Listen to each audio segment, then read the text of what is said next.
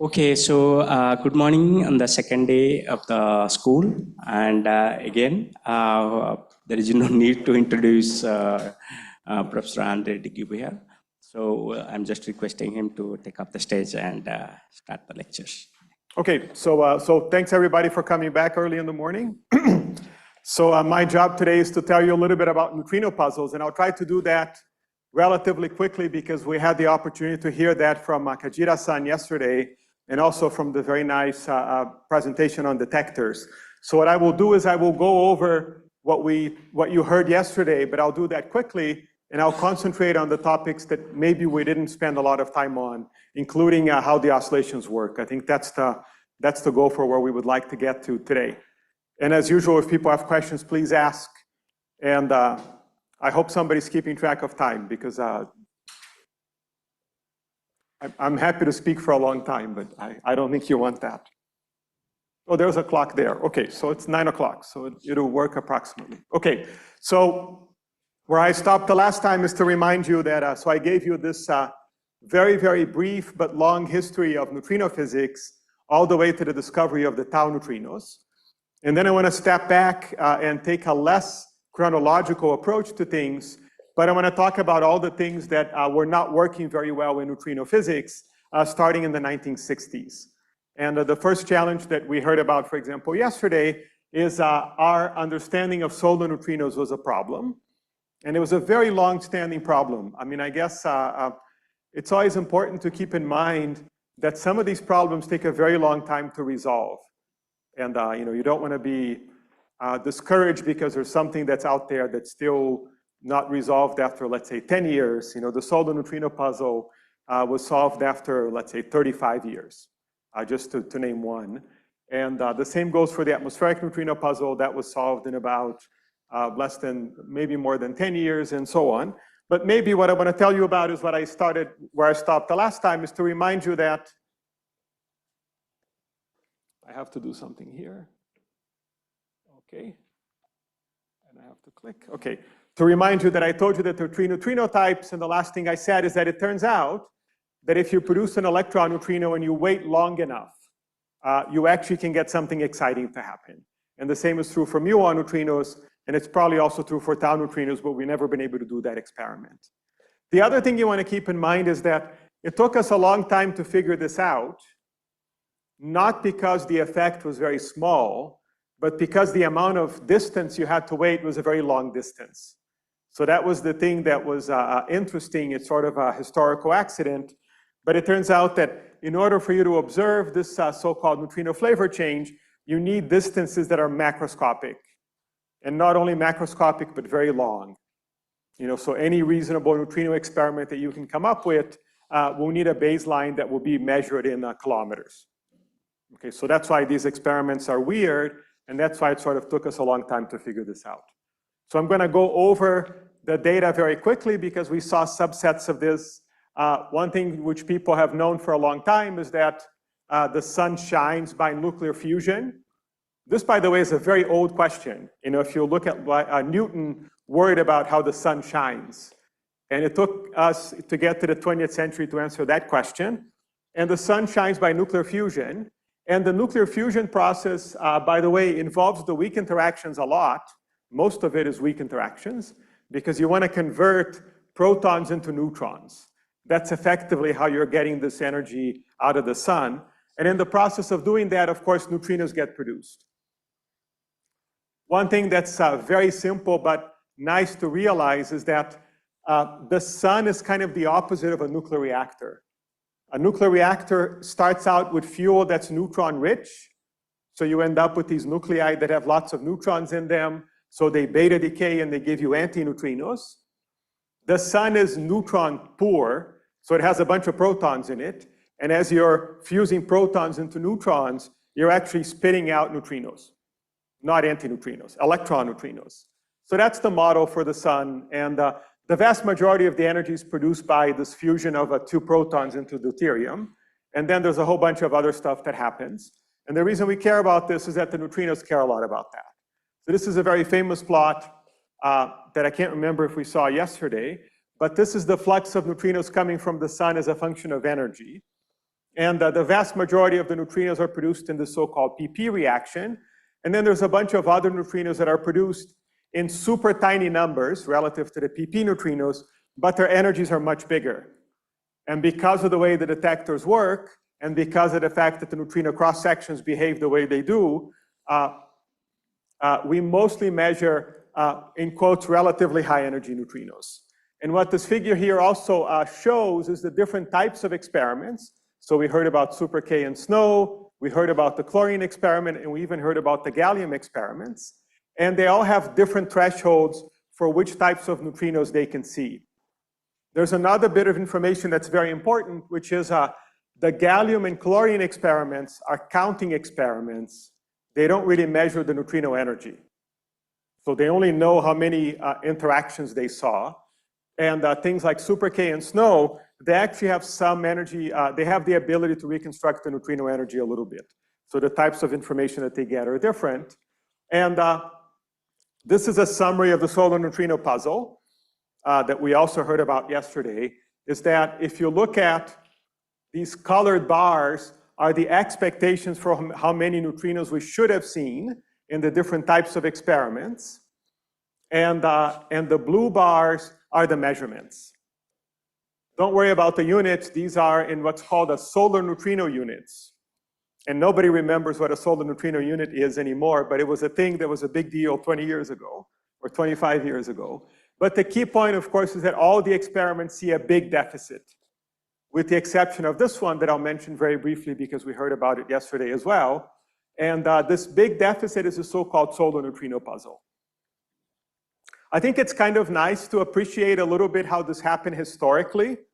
The first measurement is this chlorine measurement, and you notice that it's off by about a factor of 3, which is a big factor, so it's not a small factor, it's a big deal. And as Kajira-san mentioned, there were 3 possible solutions to this. One is that the measurement was wrong, the other one is that the astrophysics was wrong, and the third one was that the neutrinos were wrong. And it turned out that the neutrinos were wrong. But it took us a long time to figure this out for lots of reasons. But if you believe the measurement, you can ask yourself, how wrong does the theory have to be? And the theory is these numbers here. So for example, one thing that people were very excited about is that the chlorine experiment doesn't see most of the neutrinos coming from the sun. It only sees the ones that have relatively high energy. So you could say that maybe the calculations don't do a good job of estimating the fluxes of these more rare neutrinos. So if you go here, maybe this yellow bar and the red bar and the green bar were off by a big factor. And that was one logical possibility, let's say, that people were excited about. And that's where the gallium experiments were very interesting, because the gallium experiments were sensitive to these PP neutrinos. And these PP neutrinos are the vast majority of the neutrinos. And that's the flux that in many quotes is very easy to calculate. And it's very hard to mess around with. So that meant, if you went to the gallium experiment, you notice that the measurement is already saturated by the PP neutrinos. So that meant if you wanted to mess around with the astrophysics, you basically had to say that none of these other neutrinos were there, that somehow we got that flux wrong by an order of magnitude. And that was not even possible, because if that was off by an order of magnitude, then the chlorine result would have been too high.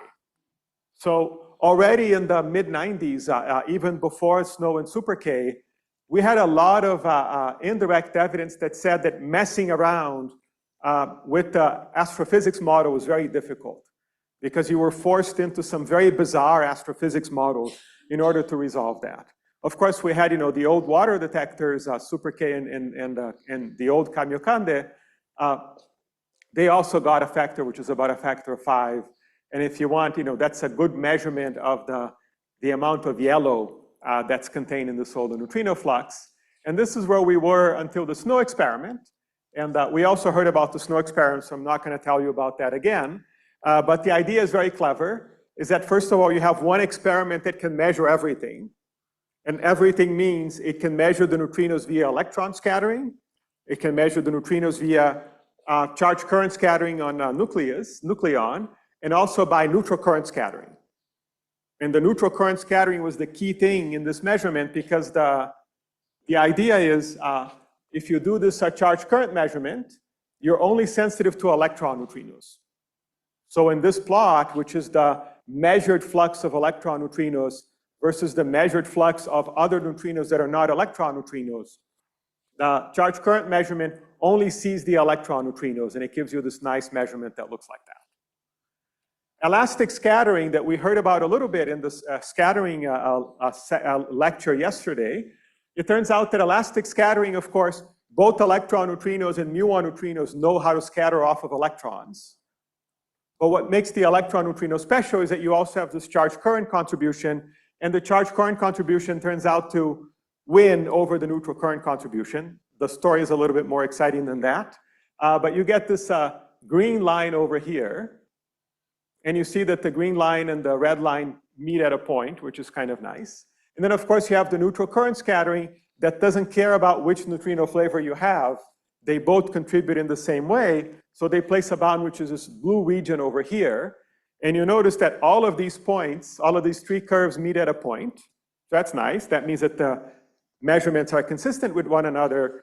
But the thing that people got very excited about is that the flux of neutrinos that's not electron neutrinos coming from the sun is pretty big. And that's the discovery of the solar neutrino puzzle. And of course, the sun doesn't know how to produce muon and tau neutrinos. So that means that somehow it is possible to produce only electron neutrinos, but measure neutrinos of all flavors. The other thing that we also heard about yesterday was the atmospheric neutrino puzzle. And also Kajira-san talked about this a lot. So the idea is, this, by the way, is something that is important to appreciate as an exercise, is that if you have an Earth that's completely transparent to neutrinos, and you calculate the number of neutrinos coming from below and the number of neutrinos coming from above, those numbers have to be exactly the same. Okay? So if you never thought about this, you should think about it. And it's related to the fact that we live in 3 dimensions, I think. It's like a Gauss's law for neutrino fluxes. But nonetheless, it's a very robust prediction. That's the key thing. It's because calculating the flux of neutrinos coming from the atmosphere is not a very easy job. It requires that you understand what happens when a cosmic ray hits the atmosphere. But if you kind of assume that the atmosphere is kind of the same everywhere, which is not totally true, and also the cosmic ray flux is not the same everywhere because of magnetic fields, but if you take all of that into account, which is not so hard, you have a very robust prediction in this up-down ratio.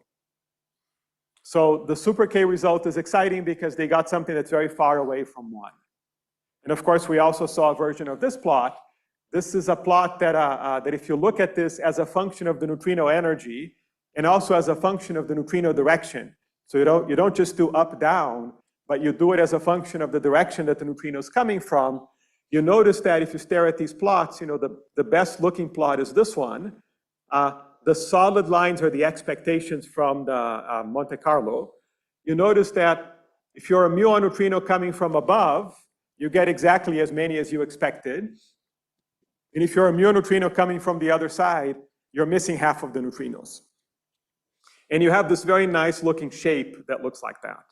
Now there's a lot of panels here, and I'll come back to this in a minute.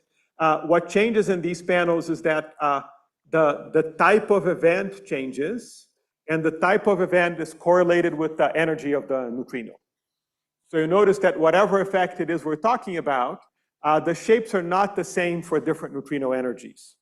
So you notice that you see an effect that depends on the neutrino energy.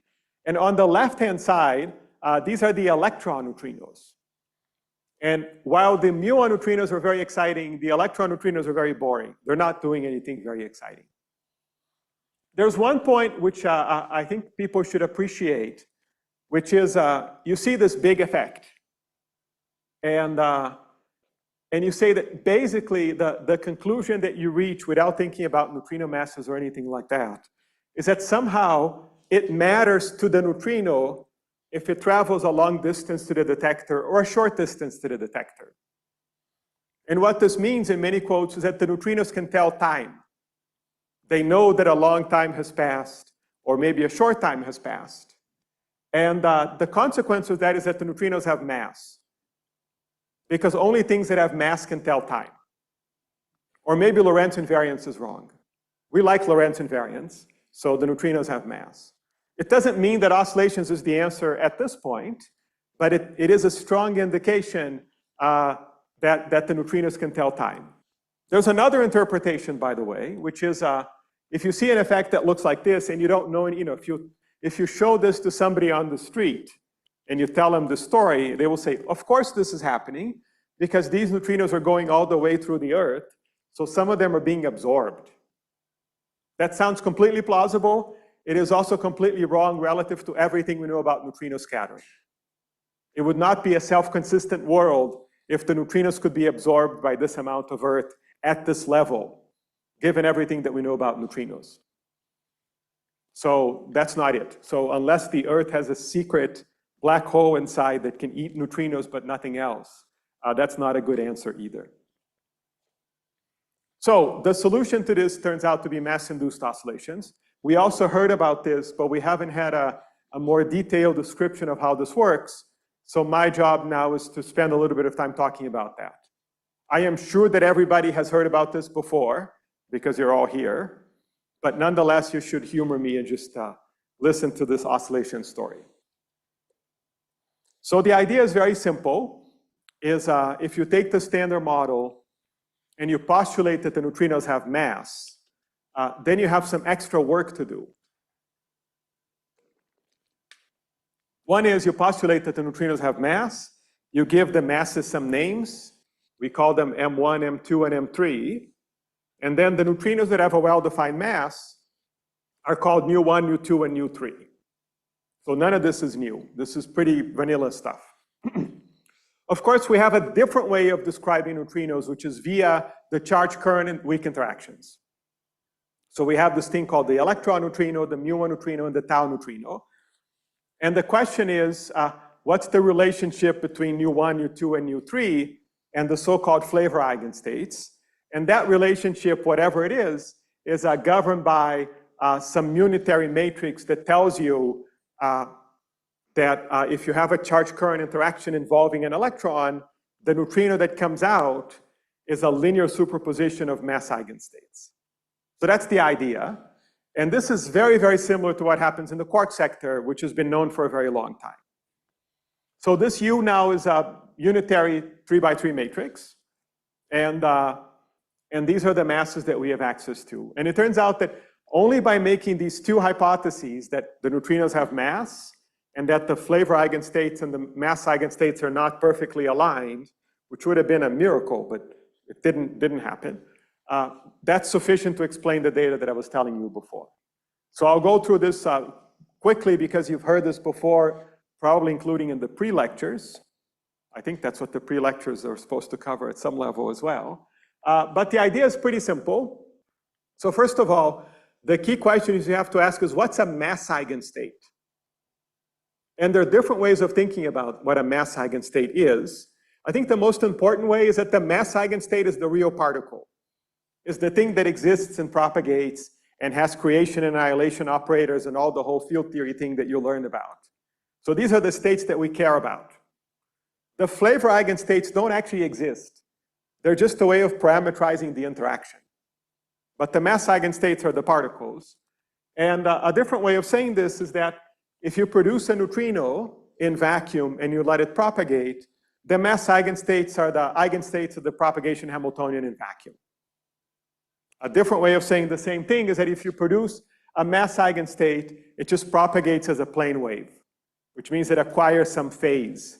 And if you could do one of those at rest, then it would just get a phase that goes like e to the minus I et. Of course, the energy and the momentum are related by this famous dispersion relation. That will be important to us. So that's all we need to understand, because if you produce, let's say, an electron neutrino, the electron neutrino is a linear superposition of these mass eigenstates. And I'm assuming that there are only two states because it makes life easier. So if I make that assumption, then the electron neutrino, again, is a linear superposition of nu1 and nu2. And I can parameterize the coefficients of this linear superpositions by cosine of some angle and sine of some angle. Of course, the muon neutrino is not the electron neutrino, so it's going to be the orthogonal linear superposition, so I can write it out in this way.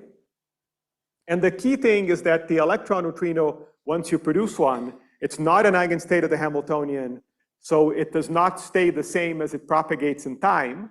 The new one component acquires a phase. The new two component acquires a phase. And if you wait and you go to a different point in space-time, the state that you measure there is not the same as the one that you produced. That's the idea. It's a very simple idea. And it's also very easy to understand in terms of physics, because this is identical to the simplest problem you can ever do in quantum mechanics, which is a two-level system. Right, so basically what we have is a two-level system where I start out at t equals 0 with a linear superposition of the ground state and the excited state, and then I let the system evolve in time, and then I ask some question, like what's the probability that you have the same state that you started with? And as everybody knows, this probability will oscillate in time. With the neutrinos, it's exactly the same. We make some assumptions about the neutrino being ultra-relativistic. We do the math. We try not to get confused by factors of 2. And at the end of the day, we get this very simple oscillation formula that tells you what's the probability that you're born as an electron neutrino, but you're measured as a muon neutrino. So this probability has two parameters to it. It has an amplitude that tells you how high it goes, and it has a frequency or a wavelength. And the wavelength is proportional to or inversely proportional to delta m squared divided by the energy. By the way, you may have noticed that you always get delta m squared divided by the energy times L. This is to be expected because that's what you get from relativity. You're basically, you know, if you wanted to change from the neutrino rest frame to the laboratory rest frame, this L over E is characteristic of that Lorentz transformation. That's why, for example, if you try to calculate neutrino decay, and you calculate the details of how the neutrino decay will impact oscillations, you will also get something that goes like L over E. So violating the L over E behavior is a sign that Lorentz invariance has been violated. Which, by the way, happens in matter effects, but for a good reason. Okay, and we'll come back to that. So this is what the oscillation looks like. And that's all we need to know. And basically, we care about the fact that there are two, let's say, nature-given parameters. There's an amplitude, and then there's a delta m squared. And the question is, with these two new parameters, can I fit the data? And the answer is yes. So before I do that, I'm going to spend 1 minute on this formula. We also heard about it yesterday. So this formula has an amplitude, which is some number between 0 and 1. So that part is not exciting. The exciting part is this part here. And we often measure oscillations as a function of L, or much more likely as a function of the energy. Because again, if you come up with some experiment, it's not wise to move your experiment around. It's easier to change the neutrino energy. Because on top of that, most neutrino sources have different energies anyway. So if you look at this as a function of what happens as your energy or your L over E changes as a function of the delta m squared, there are three different kinds of regimes that we care about. One regime is when the argument of the sine squared is very small. So when the argument of the sine squared is very small, I can replace the sine squared by the argument squared. And this is how much the probability is going to be changing.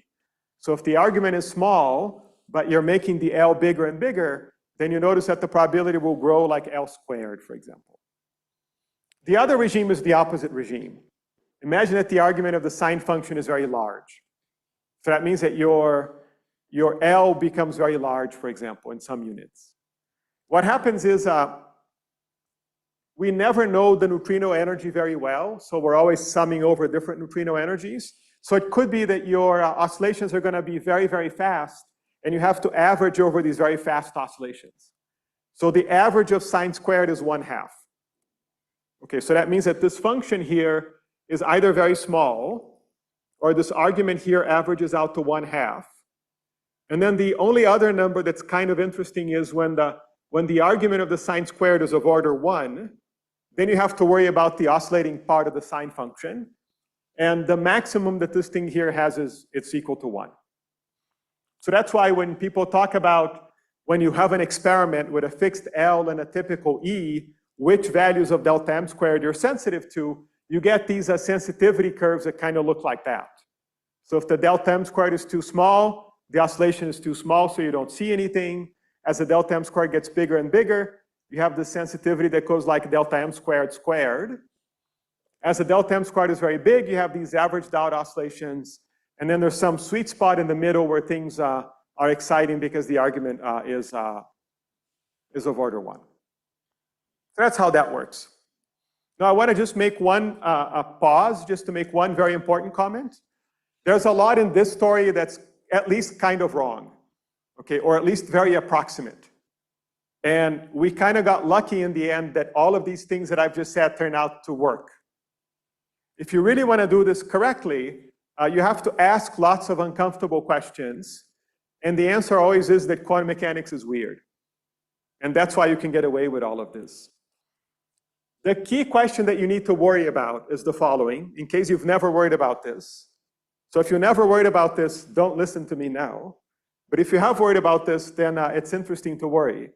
Basically, what we're saying is, let's say that a pion decays, and it decays into a muon and a neutrino. Now, we normally call that the muon neutrino, but the muon neutrino doesn't exist. The thing that exists are these mass eigenstates. And of course, each mass eigenstate has a different mass. So you're allowed to ask, how come in the muon decay, or in the pion decay, I can actually get a linear superposition of these neutrino mass eigenstates, even though they all have different masses? You can argue, doesn't that violate conservation of energy? And the answer is you have to do it carefully. And you have to ask if the conditions are such that the production of the neutrino leads to a coherent linear superposition of mass eigenstates, or whether it doesn't. And here's where life becomes quantitative. And the short answer is that because the neutrino masses are so small, a lot of the neutrino sources that we have access to turn out to be pretty coherent. It didn't have to be that way, but because the neutrino masses are so small, and because of quantum mechanics, if you want, it's the uncertainty principle that allows you to have, in many quotes, a violation of conservation of energy. You don't violate conservation of energy ever, but if you do a proper treatment of the system, you can see that you can maintain the coherence of these neutrinos with different masses, even though they have different masses. There are lots and lots of papers in the literature that talk about this. Many of them are very confusing. Some of them are wrong, but some of them are nicer. That one is a pretty old one by now, but it's, I would qualify that in the nicer category. It's very detailed, and they're very picky about lots of things. But nonetheless, they do a very good job, so I would recommend looking at that. So I want to spend 1 minute telling you how the oscillation formula works magically, especially for this atmospheric neutrino data. So let's pick one of these panels. And you notice that I said, that over here, the new mu survival probability has to be 100% because we get what we expect. And over here, the probability has to be about a half. Okay? Let's assume that if I pick my oscillation length such that the oscillation length is much bigger than these neutrinos that are coming from above. That's about 15 kilometers or so. But it's much smaller than the neutrinos that are coming from the other side of the Earth, which is about 12,000 kilometers. Then you would expect the survival probability to be 100% here. That fits the data very well. And then the survival probability over here would be 1 minus 1/2 sine squared of 2 theta. The 1/2 is the averaging out of the sine squared.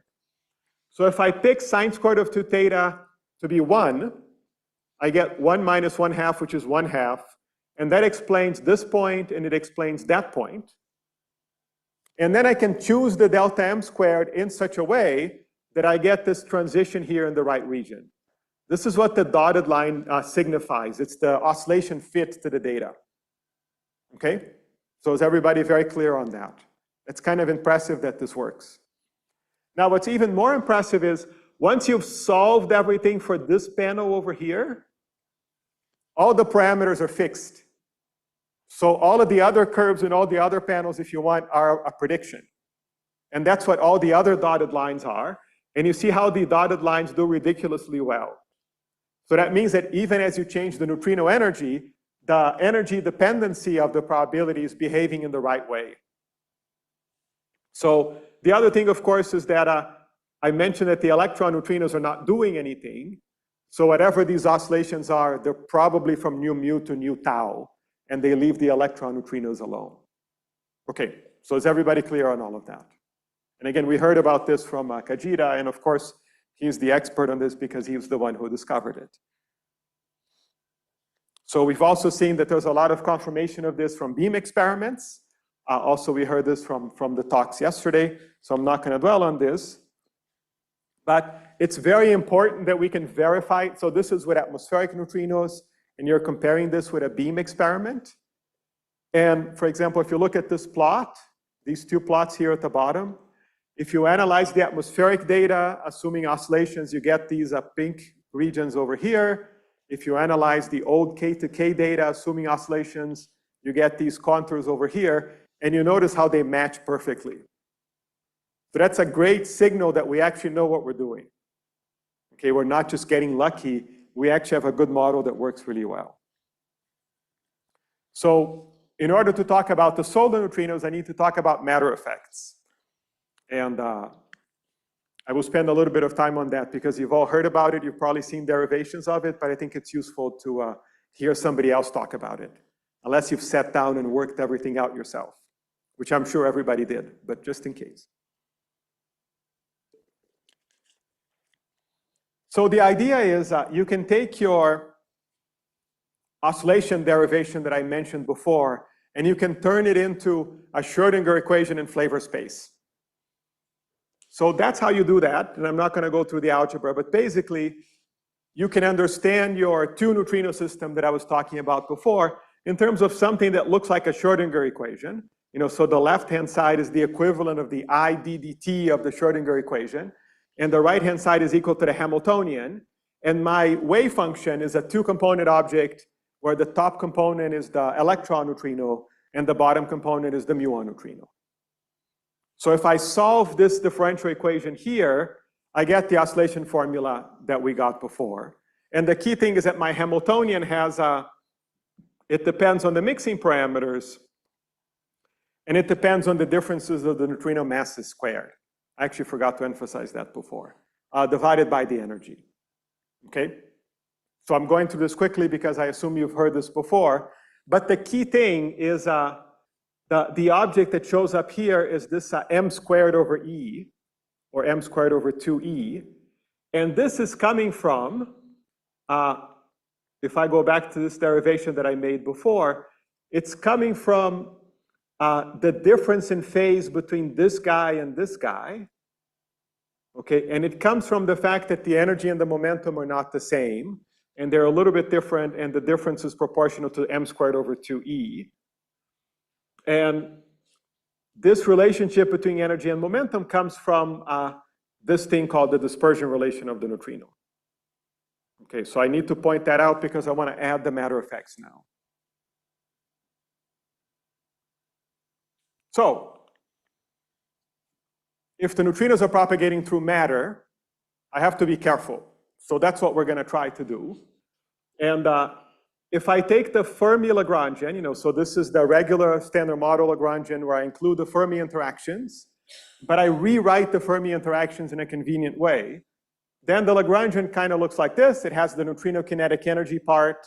I didn't write down the mass part because the mass is very small. But then there's this interaction of the neutrino current with the electron current. And I'm paying attention to the charge current part of the interaction because that's the one that can tell one flavor from the other. The neutral current part treats all the flavors the same way, and so I don't have to care about that one. Okay, so just trust me. And the idea now is that I want to solve my neutrino field, if you want, but I want to do it in the presence of this this electron background. So that means when I calculate expectation values of things, instead of the expectation value of the electron field being 0, and I would just get the regular, free neutrino field that's propagating by itself, I have to remind myself that I'm propagating through a bunch of electrons. So I'm propagating in a background that has electrons in it. So the object that I need to calculate is the expectation value of E bar left, gamma mu E left. And the question is, what is that? Okay, so this has 4 components, the 0 and the 1, 2, 3. If I'm in the reference frame where the electrons are not moving, then the 1, 2, 3 parts of that are 0. So I only have to care about the 0 part. So I have something that goes like E bar left, gamma 0 E. And if you remember, E bar gamma 0 goes like E dagger. So E dagger E is just the number density. So that means that whatever this is, it's proportional to the number density of electrons. And I get a factor of 2 because I'm assuming I'm propagating through unpolarized electrons. And I only care about the left chiral pieces of them. The right chiral pieces are the other half that I don't see. So that's how I get this factor of a half. So now I'm ready to do more complicated quantum field theory, and I want to solve for the one neutrino state. And the one neutrino state actually satisfies a weird differential equation that looks like the Dirac equation, but it has this other piece to it. Okay? The solution to that, if I make the right approximation, is still a plane wave, except that the dispersion relation of the plane wave is different. So instead of having just E equals P, again, remember I'm forgetting about the mass, the dispersion relation changes from E equals P to E equals P plus this other object, which we call the matter potential because it looks like a potential energy, as in the old-fashioned quantum field theory that you learned a long time ago. So there's a final bit of this, which is, if you remember, the Dirac equation has both the positive energy solutions and the negative energy solutions. So it has the particles and the antiparticles. And this interaction here is related to the W boson, which is a vector interaction. And because it's a vector interaction, there's a sign associated to the coupling between the neutrino and the W boson. So just like the electron has negative charge and the positron has positive charge, if we were to talk about the coupling of the neutrino to the W field, which we never talk about, but if we were to do that, the neutrino would have one charge and the antineutrino would have the opposite charge. So what this means is, in the presence of this potential, you get a different sign depending if you have a neutrino or an antineutrino. Okay, so this is a quick derivation of this. There are lots of other ways of deriving this.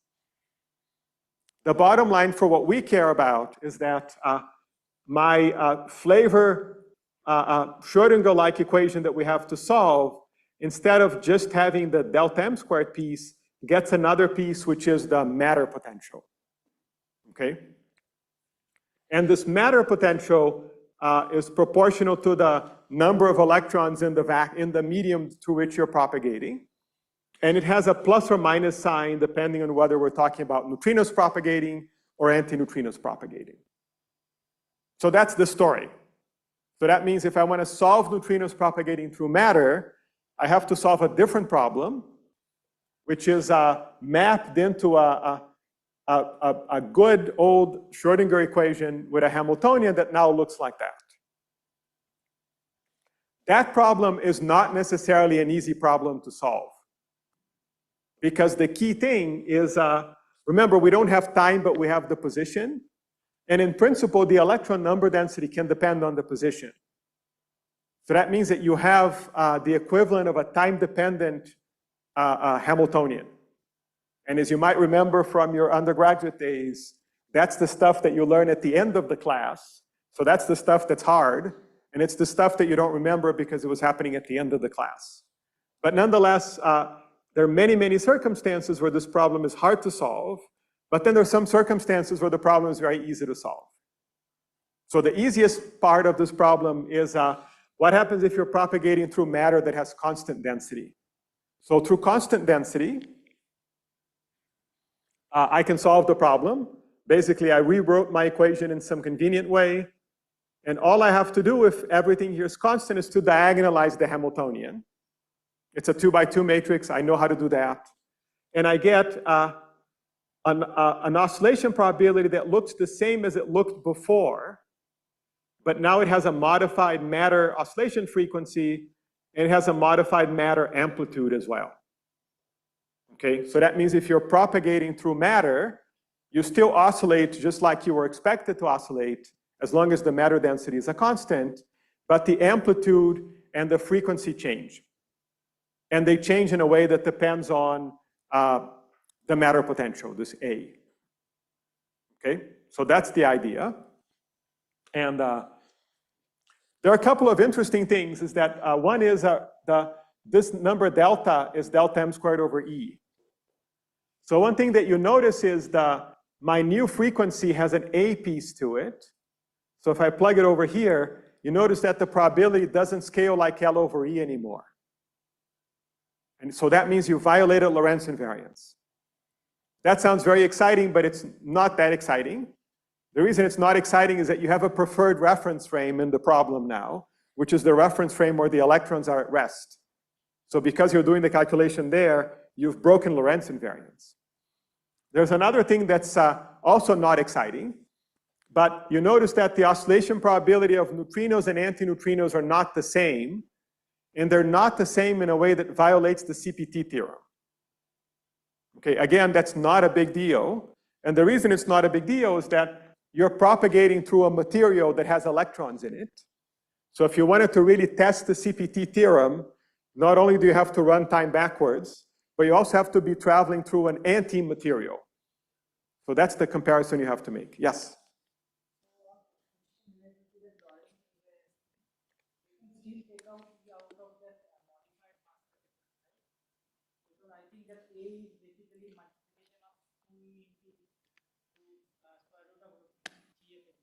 So my A doesn't have the energy in it. But what you say is a possibility. You can rewrite things in different ways. The delta has the 1 over 2e, but the A is just something that doesn't depend on the energy. In the way that I wrote it. People write it in different ways. I like this way better. So I hope that answers the question. Yeah.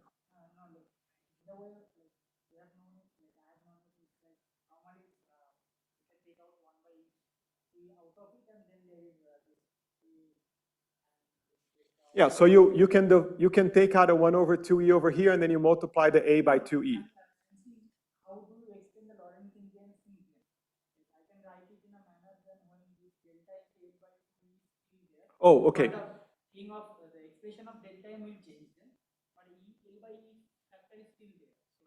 No, so you still get a term that doesn't go like L over E. So so it doesn't matter how you choose to write this quantity, it always kind of looks like that. And one of these terms has an E dependency to it and the other one doesn't. And it doesn't matter how you choose to write it. And then this object here is the thing that doesn't go like L over E. That's the key point. So I'm happy to talk about it later if it didn't make sense. So you can plot what the probabilities look like. So the middle one would be the vacuum probability.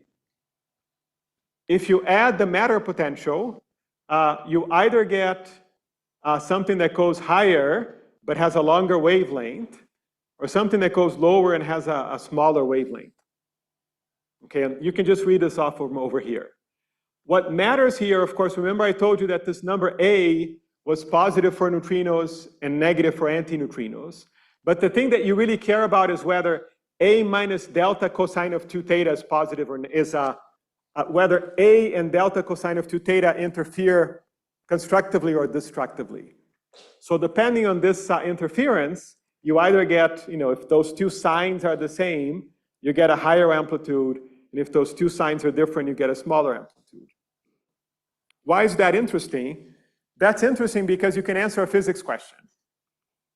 And the physics question is, if I look at my oscillations in a vacuum, and I'm going to find the formula somewhere here, you notice that I was kind of cavalier about telling you what delta m squared is.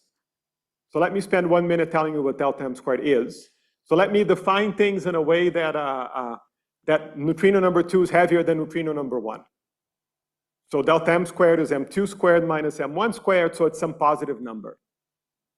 There's still a physics question I can ask, which is, if I look at the electron neutrino, I can ask if the electron neutrino is more heavy or more light.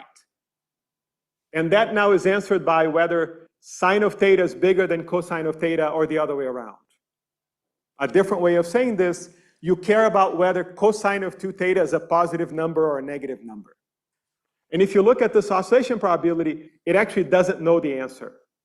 So vacuum oscillations can't tell you if the electron neutrino is more heavy than light or the other way around.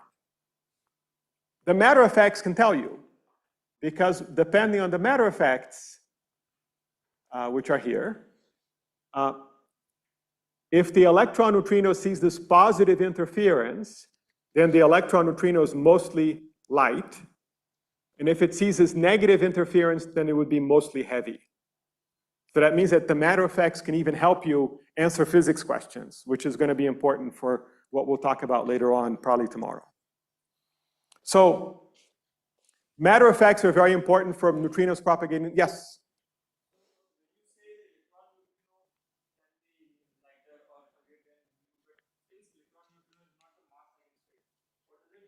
Yeah, okay, good. So what I meant is that I said the electron neutrino is mostly heavy. That's not a scientific statement, but it means the following. If you take the electron neutrino and you make a mass measurement, you would get either the heavy mass or the light mass. That's what quantum mechanics says. And if the neutrino is mostly heavy, the likelihood that you get the heavy mass has a larger probability associated to it. And again, this is a physics question. It's not just a weird thing you can ask, but it's a physics question that you can ask. And the vacuum oscillations can't answer that, but the matter oscillations can answer that. So, solar neutrinos. So again, matter effects are important for neutrinos traveling through the Earth. They're especially important for neutrinos that are coming out of the sun. You know, the density inside of the sun is pretty heavy. Now, sadly, this problem that I just solved before is not a good approximation for the sun, because not only is the sun very dense in the middle, the density falls off exponentially. And of course, by the time you get to the end of the sun, there's not a lot of density left. So you have to solve a very different problem. You have to solve a problem where you're born somewhere where the density is high, and you get out of the matter distribution when the density is small. So how do I understand that? That's a much harder problem, but fortunately we can hand wave our way through the solution. So let's start by looking at our Hamiltonian. Remember, this was the Hamiltonian that we started with. And let's calculate the eigenvalues of the Hamiltonian as a function of A, the matter potential. Okay? So that's just a math problem. I can calculate that. I don't need to work very hard because I have only two numbers here. There's delta and then there's A. So when A is equal to 0, we know that the eigenvalues of the Hamiltonian are going to be proportional to m1 squared over 2e and m2 squared over 2e, because that's what I started with. So when A is very small, these are my two eigenvalues. When A is very large, A becomes one of the eigenvalues. You just look at the matrix and that's what it says. So you can make this plot of the heavy eigenstate, the heavy eigenvalue as a function of A looks like this. And the light eigenvalue as a function of A looks like that. And of course, I can do positive A's and negative A's, and nobody stops me from doing that. The next question is, let's talk about the eigenvectors of my matrix, okay? When A is equal to 0, the eigenvectors are the mass eigenstates, nu1 and nu2, because that's how I constructed that matrix to begin with. When the A is very large, the eigenvectors are the, when A is really big, you can forget about this matrix. You just basically have this matrix. And for this matrix, I can read off the eigenvectors very easily, right? The eigenvectors are going to be the 1, 0 state and the 0, 1 state. And the 1, 0 state happens to be the electron neutrino, because that's the basis that I'm working on, okay? So that means if I'm in a regime where the density is very high, then it turns out that the electron neutrino is an eigenstate of the Hamiltonian. Okay? Is that clear? So that's all we need to know, because that's what happens inside of the sun if the neutrino energy is high enough. So if the neutrino energy is high enough, the electron neutrino that's born in the center of the sun is a heavy eigenstate of the Hamiltonian. Okay? Now, the next bit of the story is the important one, which is now, of course, this neutrino has to propagate out. And it's going to see this position-dependent density. And the approximation that happens to hold is what's called the adiabatic approximation. Okay, and that's something that you learned in quantum mechanics. And what the adiabatic approximation says is that if you start out as an eigenstate of the Hamiltonian, as the system evolves in time, the Hamiltonian is changing slowly enough that you always stay an eigenstate of the Hamiltonian. Okay, so that's what the adiabatic approximation says. So what it means is, if this approximation holds, the electron neutrino is born as an eigenstate of the Hamiltonian. It propagates throughout the sun as an eigenstate of the Hamiltonian. And remember, when I'm leaving the sun, this parameter A is getting smaller and smaller. And by the time I get to the end of the sun, the electron neutrino comes out as a mass eigenstate. Okay, so that's what my matter effects are doing for me. It means that if the neutrino energy is high enough, that means that you are in this particular approximation and you get out of the sun as an eigenstate of the Hamiltonian. Okay, and that turns out to be what happens for the high energy part of the solar neutrinos. For the low energy part of the solar neutrinos, again, remember, you're always fighting off delta m squared over E with the matter potential. So if the neutrino energy is small enough, then you get into a regime where the matter potential is not important. So if the matter potential is not important in the center of the sun, it's not important anywhere, so you just get typical vacuum oscillations. So to make a long story short, so this is the story that I'm telling you, is that it turns out that if this approximation holds, the electron neutrino gets out of the sun as a new 2 mass eigenstate. And then it propagates all the way through vacuum as a new 2 mass eigenstate. And then it gets to your detector, and the probability that you measured a new 2 as an electron neutrino is sine squared theta. It doesn't depend on the energy. It doesn't care about the delta m squared. It's just a constant. Of course, eventually you care about the energy in the delta m squared because you violate the assumption that I made. But in this regime, you get this constant sine squared theta. People got really excited about this for a couple of reasons. One reason was, or the main reason was that you get an answer that goes like sine squared theta. That means if theta is a small number, that survival probability can be very small. And notice how this is very different from vacuum oscillations. Vacuum oscillations, especially when they average out, the smallest the survival probability can be is a half. And if you remember, a long time ago, I showed you the solar data. The chlorine data was down to about a third. So people were very confused about that. So I'll be done in about 5 minutes, so hopefully that's okay. But yeah, give me just 1 second so that I can conclude the thought. So people were very excited about that. That turns out to be not important for reasons. But the key thing is you can do a more sophisticated treatment of that, which I'm going to skip because of time. And you can calculate this curve, which I borrowed from a more complicated plot. But basically, the idea is what I described before. So don't pay attention to the theta 1,3 term. When the energy is high, you get a sine squared, you get a probability that's a constant that goes like sine squared theta. If the energy is small, you get averaged out vacuum oscillations. So the probability goes like 1 minus 1/2 sine squared of 2 theta. Okay? And then in the middle, something has to happen. That's when these approximations don't hold. And then you get this curve that kind of has a shape that looks like that. Okay, so that's what you expect the solar neutrinos to be doing. And this is what it looks like, the data, with the data that we have today, including more recent data than the ones that we heard from yesterday. This is the electron neutrino survival probability. At high energies, it's about a third. At low energies, it's about 60%. And this is the curve that we expect from the values of the delta m squared that we know about. And you notice, first of all, how it fits the data really well. And then there's this interesting feature, which is very annoying. which is in the region where something exciting is happening, we don't have any data. That's kind of unfortunate, but that's just how it worked out. And by the way, these other curves are some crazy models that are not ruled out. And there's kind of a funny story. So this is related to what's called the Borexino experiment. The funny story, which I just want to scare you a little bit, is the snow experiment tried to measure neutrinos with as low an energy as possible. And their hope was, again, this is the curve that you're expecting to see. Their hope was to see the probability rise a little bit. Okay, that's what they were trying to do by lowering the threshold for their measurement. And sure enough, when they made the measurement, the curve actually goes down in the wrong direction. But the error bars are really big, and they're heavily correlated.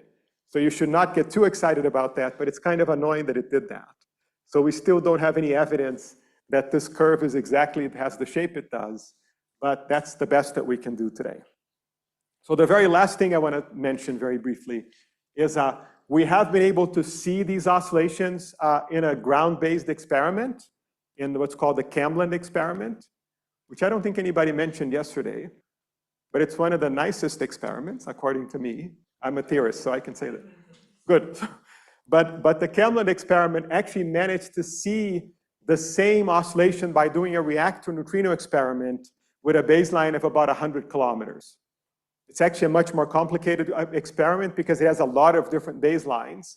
But the thing that's really cool is that not only do they see a big suppression relative to 1, but they even see something that looks like an oscillation. This is a messy plot because they have lots of different reactors. So they don't have a fixed L. So they kind of have to average things out. But in terms of some average L over E, that's what their data look like. That's why it doesn't look like a simple oscillation curve.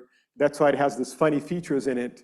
But it's very impressive that they've been able to do that and confirm that our interpretation of the solar neutrino data actually works out. And this is just to show you the very last thing that I'll say today is if you take the solar data, this is old, this is the kind of delta M squared that you need, this is the kind of mixing angle that you need. You take the data from the Camlin experiment, and they actually agree really well. So they fall right on top of each other, which again is a good sign that we know what we're doing. Because these are completely different experiments. One is with neutrinos, the other one is with antineutrinos, one is with nuclear reactors, the other one is with the sun. The detectors are quite different, and somehow they get the same physics. So that means that we understand what's going on. So let me stop here. Sorry for going over by a bit.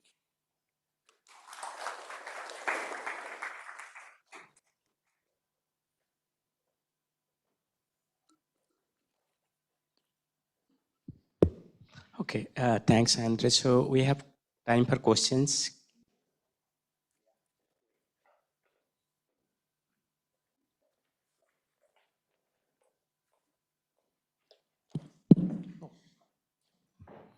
Yeah. So when you showed this matter effects in the sun, this adiabatic approximation is valid when A varies slowly with respect to L, as you said. So what is the scale that I need to compare A with when it varies with respect to L? So good. So it's you only have one. So you have, in this case, you have 3 different scales, right? One is the value of A. The other one is the delta M squared. And the third one is how fast the A is changing. So it has something to do with the delta M squared. So the way that you can think about this very loosely is there's a time scale in which the potential is changing. And then there's a time scale in which your phase is changing. So these are the 2 time scales that you kind of care about, right? So you have this rapidly oscillating field. You have to look at how the field would be oscillating inside of the matter with how much the matter is changing. And if that oscillation is faster than how it's changing, it kind of tracks the potential. So I don't know if that answered the question. There's a formula here, which is not exciting, but it's governed by this quantity here. And this R naught has to do with how much it's proportional to how much things are changing, let's say. So did I write it down? But basically, if this number here is small, then the adiabatic approximation holds very well. That's kind of the idea. So that didn't, but again, the answer is that there are two times here. One time is how much my potential is changing. The other one is how much is my oscillation phase, as in the e to the I something, how much that is changing. And I want that phase to be changing faster than how the potential is changing. And that's the same that you learned in quantum mechanics. You know, in quantum mechanics, the adiabatic approximation holds when the energy is much faster than the rate of change of your potential, roughly speaking. Hi. So you said that for the neutrino oscillation, easiest proposal is to propose the masses for the neutrino. So could you please comment what are the other possibilities and how they are difficult? Very good. Yeah. So if I understood the question, there are other possibilities that people explored, and they all had to do with some other consequence of the neutrino masses. One other consequence, which is the most obvious one, so especially if you look at the atmospheric neutrinos, the other possibility is that the neutrinos decay. So if the neutrino traverses the Earth, it has a lot of time to decay. If it's coming from above, it doesn't have time to decay. And that's one possibility. And that idea, it worked reasonably well until the data got better, until we started to see things actually oscillating, especially for the atmospheric neutrinos. Another possibility was that the neutrino had a magnetic moment. And what happened is, as the neutrino is propagating through the sun has a magnetic field. That means that, in many quotes, the spin of the neutrino could flip because it had a magnetic moment. That would lead to a change in your flux of neutrinos. That idea was also very popular for a while, but it got ruled out by a combination of lots of different things. Another idea that's kind of related to oscillations is, I was telling you about these matter effects.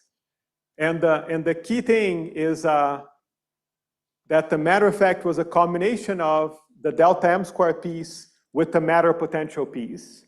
And the reason for that is that the matter effect is diagonal in the flavor basis. That means that the matter effect connects the electron to the electron and the mu1 to the mu1 and the tau to the tau.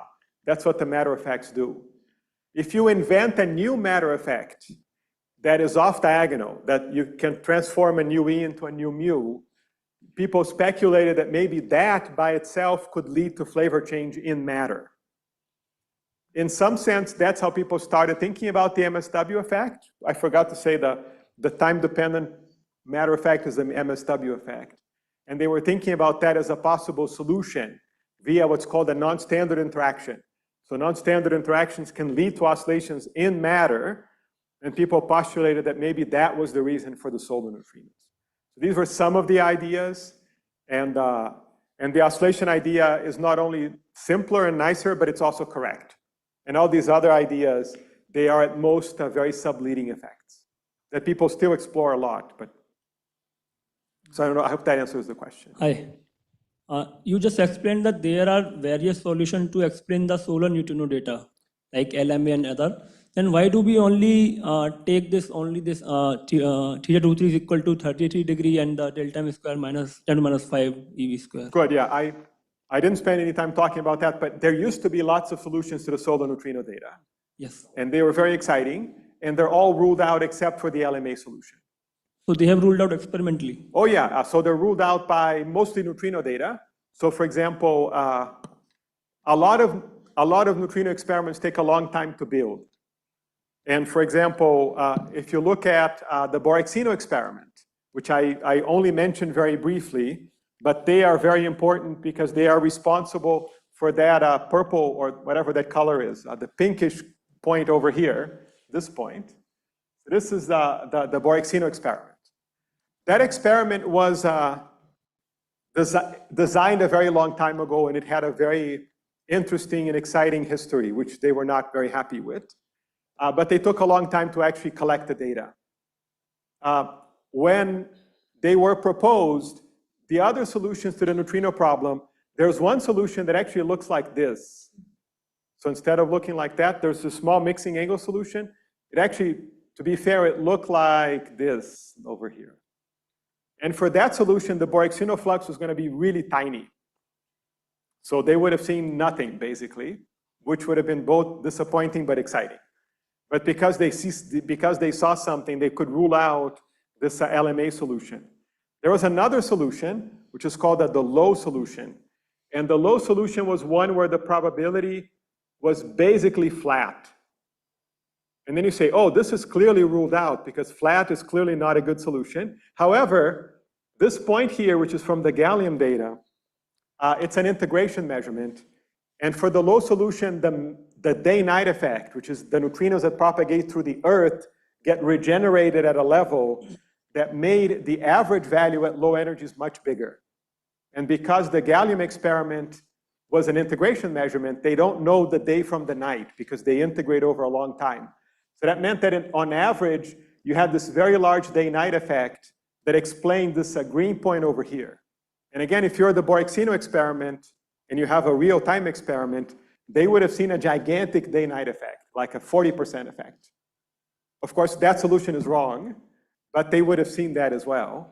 And then the other solution was this very long wavelength solution that was also ruled out by other things. And of course, the most obvious thing is, I mentioned the Camlin experiment very quickly. The Camlin experiment would only see something for the large mixing angle solution.